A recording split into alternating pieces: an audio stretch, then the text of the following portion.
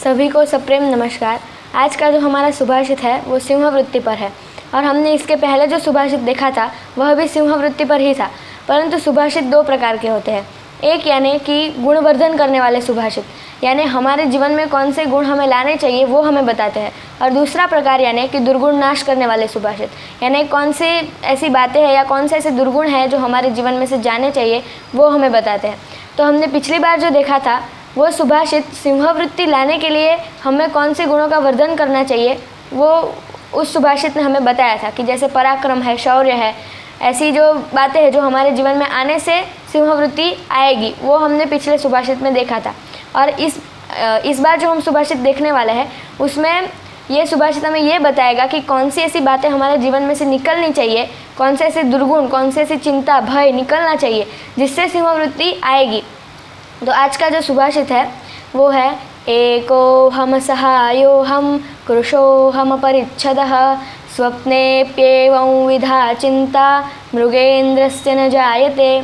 इसका अर्थ यह होता है कि मैं अकेला हूँ, मैं असहाय हूँ, मैं कृश हूँ यानी मैं दुर्बल हूँ और मैं अपरिच्छद हूँ। ऐसी चिंता सिंहों के स्वप्न में भी नहीं होती है। और ये जो चार बातें हैं वो हम में सिंहों से एकदम विपरीत होती है। यानी हमें कोई भी कार्य करना हो तो सबसे पहले मन में आता है कि मैं अकेला हूँ। फिर दूसरा यानी कि मैं असहाय हूँ, यानी किसी की सहायता की हम हमेशा राह देखते हैं, किसी की सहायता के बिना मैं ये नहीं कर सकता, हमें हमेशा यह विचार मन में आता है। तीसरा यानी कि मैं कृश हूँ, यानी कि मैं इतना शक्तिशाली नहीं हूँ कि मैं ये कार्य कर सकूँ। ऐसा जब कोई बड़ा कार्य करना हो तब हमारे मन में विचार आता है। और चौथा यानी कि मैं अपरिच्छद हूँ, यानी हमें ये चिंता रहती है कि समाज ने मुझे साथ नहीं दिया तो, या समाज ने मुझे ये कार्य करने पर छोड़ दिया तो, अकेला छोड़ दिया तो, ऐसी चिंता हमारे मन में आती है। इसीलिए हम और सिंह एकदम विपरीत है, क्योंकि ये जो चार चिंता है वो सिंहों के स्वप्न में भी नहीं आती है और हमें ये चार चिंता हमेशा रहती है। इसकी वजह से हम कोई भी कार्य, कोई बड़ा कार्य हो या हमारा ध्येय हो तो हम उसे उठाते ही नहीं है और छोड़ देते हैं। और सिर्फ हम में और सिंह में ये अंतर नहीं है, परंतु हम में और महापुरुषों में भी यही अंतर है, क्योंकि महापुरुष सिंहवृत्ति वाले होते हैं। इसीलिए उनमें ये हम में और उनमें भी यही अंतर है। और ये चार चिंता उनके जीवन में नहीं होती है, इसीलिए वो आगे बढ़ते हैं, अपना ध्येय उठाते हैं और ध्येय पे चलने लगते हैं और वो महान बनते हैं। तो इसमें जो सर्वप्रथम है वो है मैं अकेला हूँ।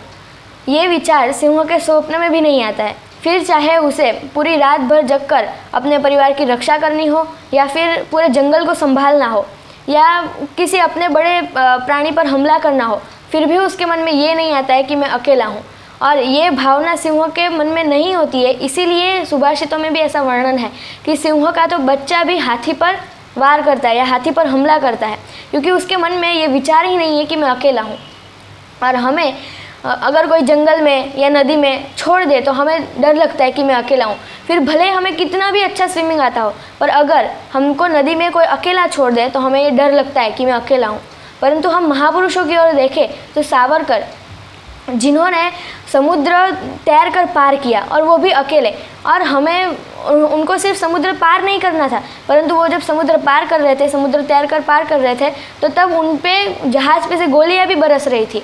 हमें तो कोई बस नदी में भी अकेला छोड़ दे तो डर लगता है, परंतु महापुरुष, सिंहवृत्ति जिन महापुरुषों में होती है, ऐसे महापुरुषों को हम देखें तो उनमें से एक है ये सावरकर। हमें ये मन में सोचकर भी आश्चर्य होता है कि समुद्र में तैरना और वो भी अकेले, और समुद्र में तैरना ये कल्पना मात्र से हम डर जाते हैं, क्योंकि नदी तो हम समझ सकते हैं लेकिन समुद्र अथाह होता है और समुद्र में हम उतरने के लिए भी डरते हैं। और उसी समुद्र को सावरकर ने पार किया और वो भी अकेले पार किया। और इसीलिए महापुरुष महान बनते हैं, क्योंकि वो अपने अंदर से ये भय निकालते हैं कि मैं अकेला हूँ और किसी सामने आई हुई परिस्थिति का सामना करते हैं और उससे आगे बढ़ते हैं। और हमें ये लगता है कि अकेला होना यानी दुर्बलता की निशानी है, क्योंकि हम एक शब्द को या एक जो संख्या है उसे हम दुर्बल समझते हैं, पर हमें पता नहीं है कि अगर what is power of one, अगर ये देखना हो तो इतिहास में कई उदाहरण हैं। तो Shivaji was one, Socrates was one, यानी शिवाजी एक थे, सोक्रेटिस भी एक ही थे। कि सोक्रेटिस एक थे जिनके विचार या जिनके प्रश्न से पूरे एथेंस को वो सोचने पर मजबूर कर देते थे कि क्या मैं जो जानता हूँ वो क्या मैं सच में जानता हूँ, या जो मैंने मेरे जीवन का जो अर्थ है वो क्या है, मतलब पूरा एथेंस सोचने पर मजबूर हो जाता था। और इसीलिए इतिहास में उनका नाम भी गौरव से लिया जाता है कि विचारों के लिए जहर पीने वाले सोक्रेटिस एक थे। पर हमें ये लगता है कि एक होना यानी दुर्बल, पर शायद सिंह को या महापुरुष को ये अपना गौरव लगता होगा। सिंह को ये गौरव लगता होगा कि मैं अकेला ही हूँ जो जंगल का राजा हूँ। महापुरुषों को ये गर्व होता होगा, सोक्रेटिस को यह गर्व होता होगा कि मैं अकेला हूँ, जिसने पूरे जगत में मैं अकेला हूँ कि जिसने विचारों के लिए जहर पिया। शिवाजी महाराज को ये गौरव होता होगा कि मैं अकेला हूँ जिसने पूरे मुग़ल सल्तनत को उखाड़ कर फेंक दिया। 700 सालों से जो हम पे राज कर रहे थे उनको मैंने अकेले उखाड़ कर फेंक दिया, या मैं अकेला हूँ जो उनके सामने खड़ा हुआ। इसीलिए अकेला होना ये हमारे लिए, हम उसे दुर्बलता से लेते हैं, परंतु महापुरुषों को और सिंहों को उनका ही गौरव होता है कि मैं अकेला हूँ जो सिंह की तरह हूँ। और दूसरा यानी कि मैं असहाय हूँ। तो ये जो बात है वो हमें हर छोटे छोटे काम में हमें ये मन में विचार आता है, क्योंकि हम शायद बचपन से ही हमारे मन में डाला जाता है कि जब हम कोई कार्य करने जाते हैं या कोई बचपन में हम कुछ उठाने, कोई बड़ी भारी चीज़ उठाने जाते हैं तो तुरंत हमें रोका जाता है और कहा जाता है कि तू अकेला नहीं कर सकता, तू अकेला मत उठा। तो इस तरह से धीरे धीरे हमारे मन में वो घुस जाता है। फिर अगर अंधेरे में जाना हो तो भी हमें अकेला लगता है, और वैसे ही किसी की मदद के बिना मैं कुछ नहीं कर सकता हूँ वो हमारे मन में आ जाता है। परंतु सिंह, उसको सहायता नहीं चाहिए, मतलब वो सहायता के बिना कहाँ किस हद तक जा सकता है। तो वो राजा भी किसी की सहायता के बिना बनता है, यानी खुद के पैरों पर खड़ा होकर, यानी खुद के बल से, स्वबल से वो राजा बनता है।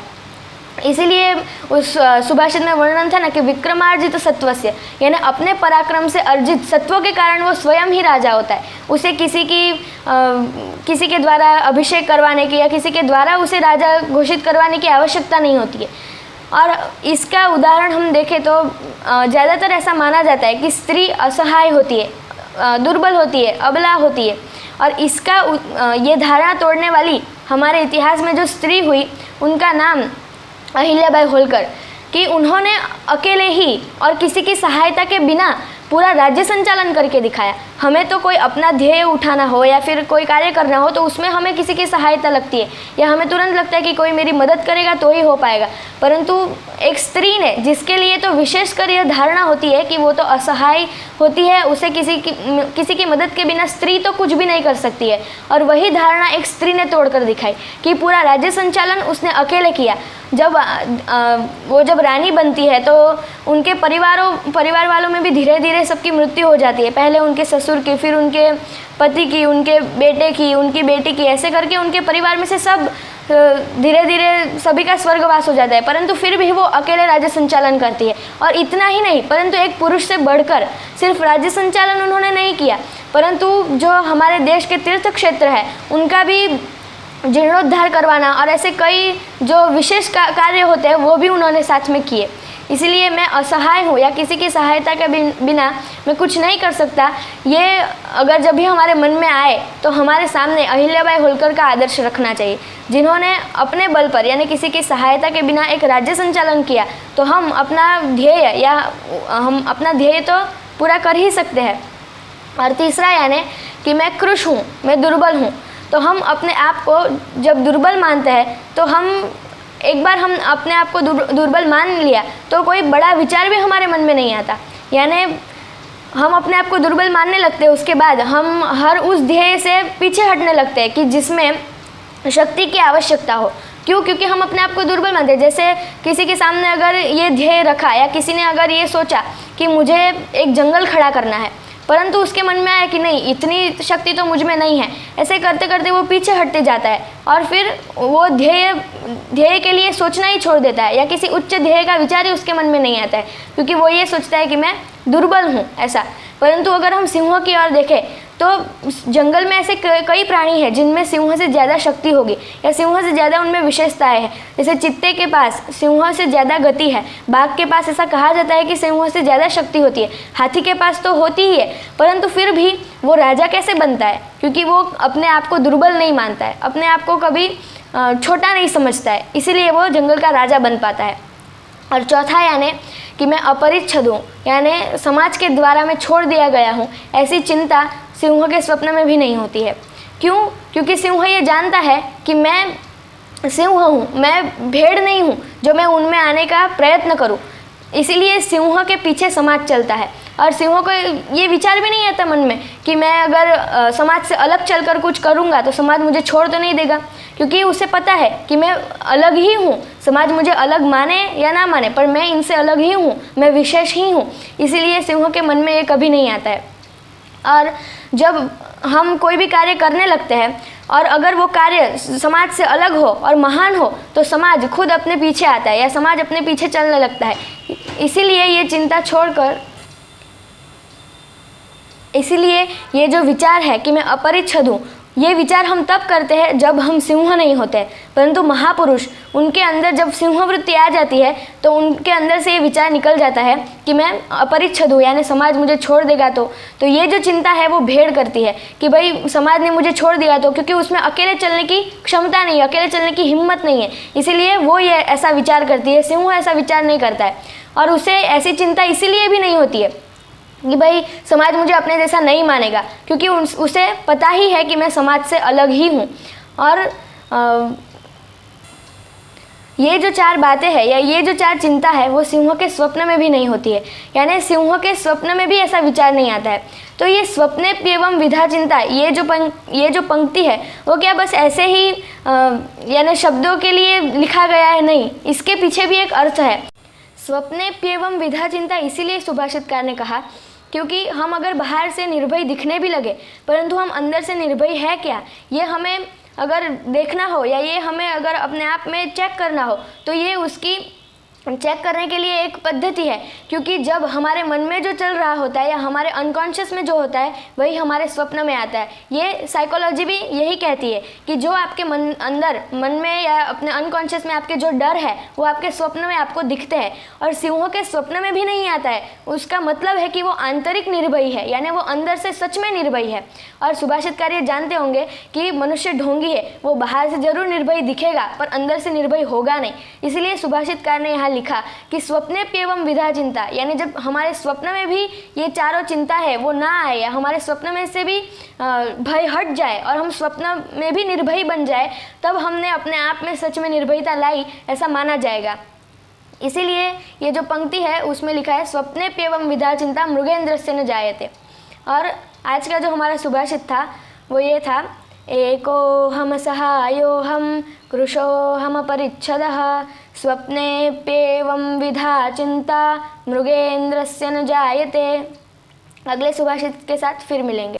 और इसी तरह से हम जो सुभाषित अध्ययन करते हैं वैसे ही हमने जूम मीटिंग पर सुभाषित अध्ययन चालू किया है, जिससे हम प्रश्नोत्तरी से और भी अच्छे से सुभाषित अध्ययन कर पाए कि जिसको कोई प्रश्न हो तो वो प्रश्न पूछ सकते हैं। और इसीलिए हमने जूम मीटिंग पर चालू किया है।